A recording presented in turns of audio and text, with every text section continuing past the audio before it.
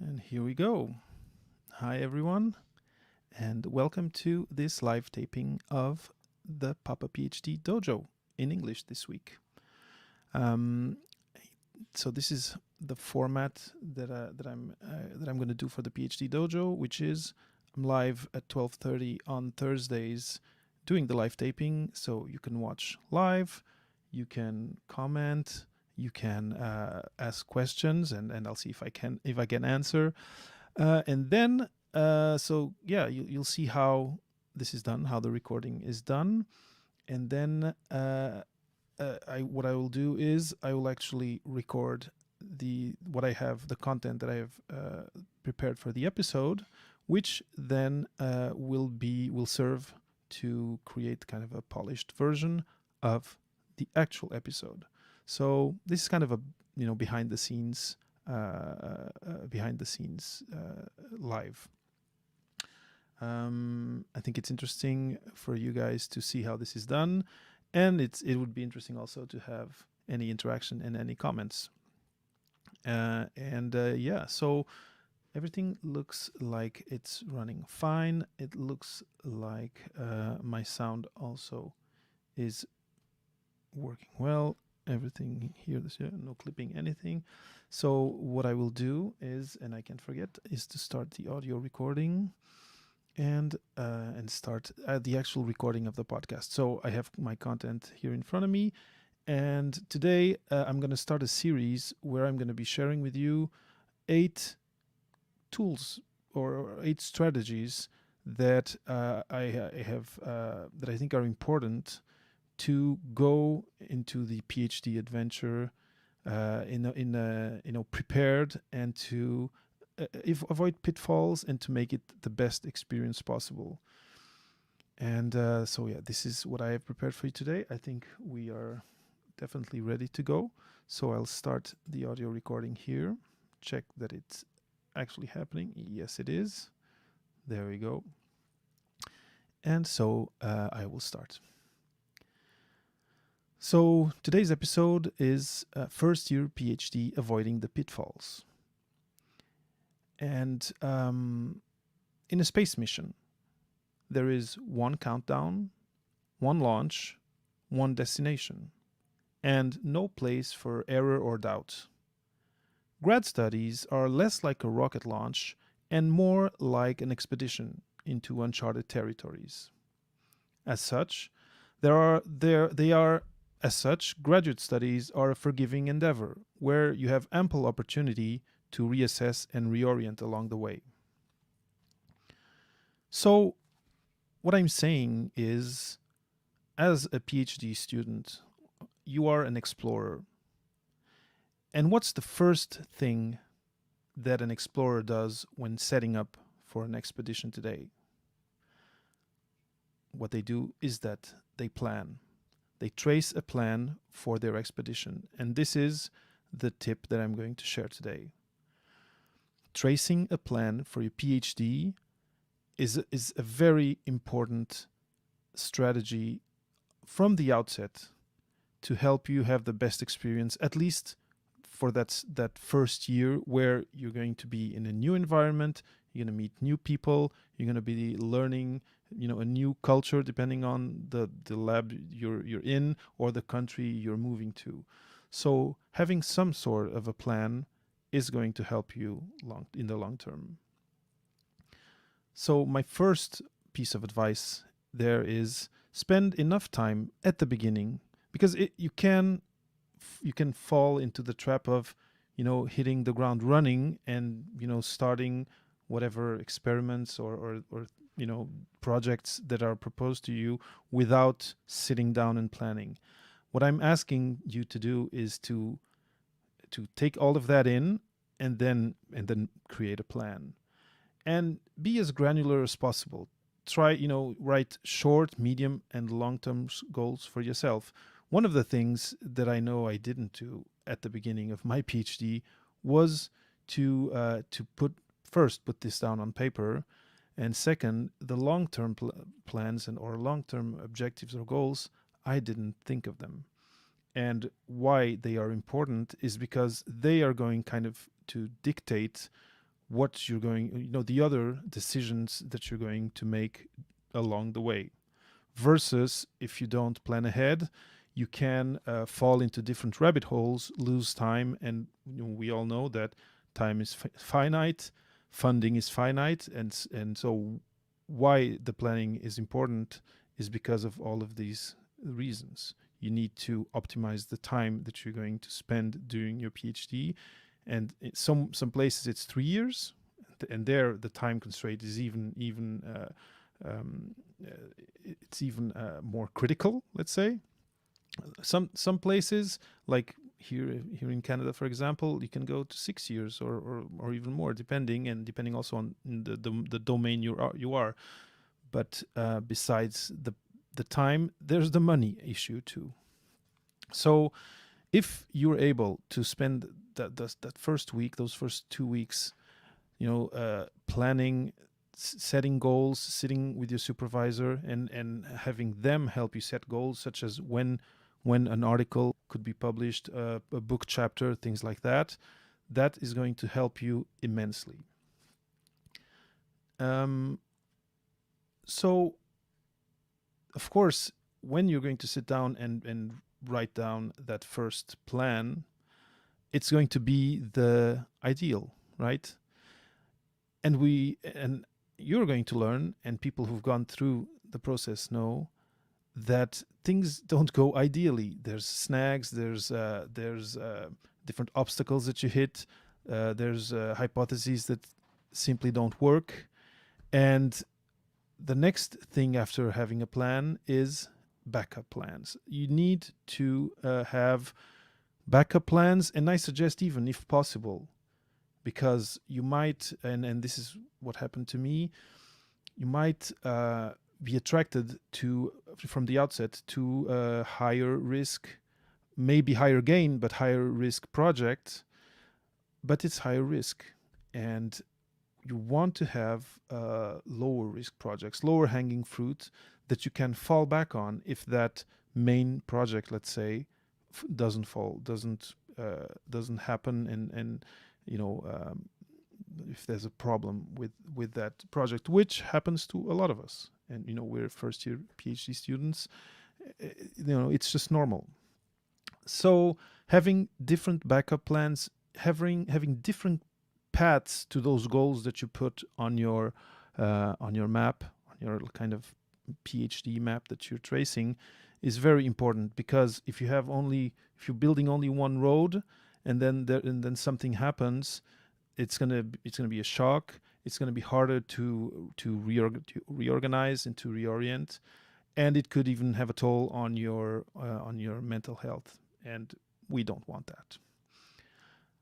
I mentioned funding before, and I think it's really, really important. And also, depending on where you're from, if you're an international student, if your funding comes from abroad, but also if your funding comes from an institution of the country, or connected to the institution you're at, to the research group you're at. Be very be very careful to put any deadlines, any timelines related to funding that are pertinent to you. So your initial funding, when does it end? When are the deadlines to ask, or to register, or to submit to get new funding? If you can get all of those on this map, on this plan that you're writing, this is going to help you a lot, because the financial aspect of being a young researcher, a young PhD, is one that brings anxiety to a lot of us, because it's hard to be sometimes away, not always or mostly away from home, but sometimes in another country where you need to pay rent. Anyway, there's many reasons that can justify why it's important to plan your finances. And again, why am I saying this? Because surprises on the financial side, it's something you don't want to have. So be very clear from day one how long you have until the funding ends, and discuss lining up funding transitions with your PI or with the people, the department where you are that deals with that. This map that you're creating at the beginning, I'm sorry, I'll have to edit this part. This map that you create at the beginning, it is very, very important because it's related to your PhD that you oriented, you have PhD oriented goals, and that you validate it with your supervisor or with your mentor, with someone that has a bigger picture view, someone that's been there, that's done that, and that can tell you this is realistic, this this needs to be an extra, etc., etc. Because it's, as always, it's important to set realistic goals. And the other important aspect, and this may be right away at the beginning of the PhD, but maybe also later on, is to align those goals with your long-term life goals. Be it having a family, be it where you want to be in life in 5 years, what you want to do after your PhD, in or out of academia.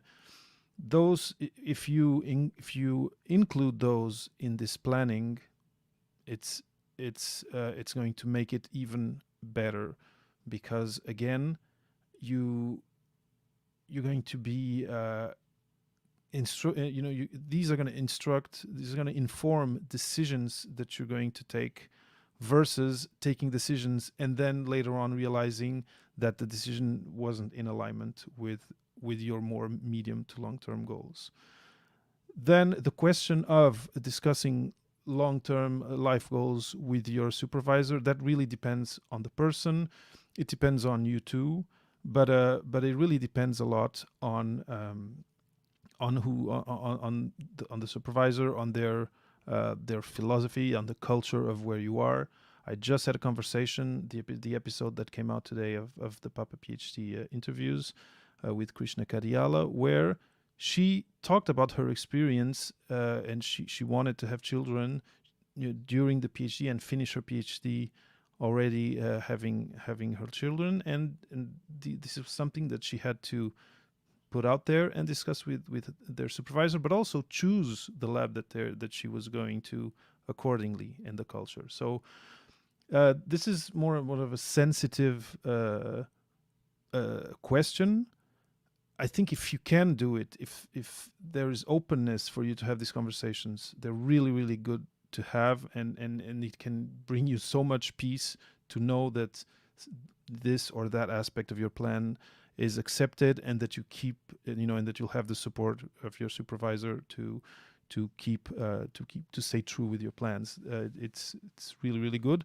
It's not possible in all situations, but it's a case by case. So this was again, these PhD Dojo episodes, I want to make them short and sweet. The take-home message is, don't do it like I did. Don't go into the PhD without looking ahead, planning ahead, and putting all of this information in a sort of map, in a sort of plan. It could be Post-its, it can be a kind of a journal, something that helps you focus whenever you need to, because you can get scattered, and you will get scattered depending on what goes on, but you will get scattered sometimes during your PhD. And having this document, this kind of anchor that you can go back to and see, okay, I had planned this, and I had put this as an objective, I had put this as a priority. It's really, really a good tool to stay calm, stay focused, and not feel that you're losing control of your life, of of your PhD, of your projects, etc. And of course, this map, this PhD map and this life map is a living document. So I always recommend that when you go back to it, be open to changing things, because your priorities will change, and you will learn as you go, and that can also inform what you do with the map. So this is what I wanted to share today. Plan ahead, avoid pitfalls, be it finance, be it having two projects that are too risky and that in the end you'll be short to finish your PhD. Plan ahead, think of all these possibilities, and you'll have a much smoother adventure. So that's it for today's episode of the PhD Dojo. I hope you enjoyed it. I hope you are going to do your model of this map, and feel free to share it with me, or to share any questions you might have. I'll be happy to answer. Thanks for listening. Thanks for viewing, and see you in a couple of weeks. And see you in 2 weeks. There it is. I'm going to stop the audio recording. There we go. So this was it. It was the first kind of a solo episode of the PhD Dojo, the live taping. Again, a polished version I'm going to be working on it these next few days, and it will go live early next week in podcast form and in video form.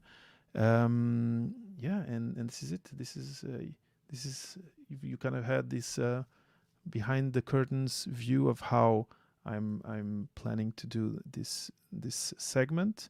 I hope you like it. I hope you'll enjoy it. I hope it'll bring you some value.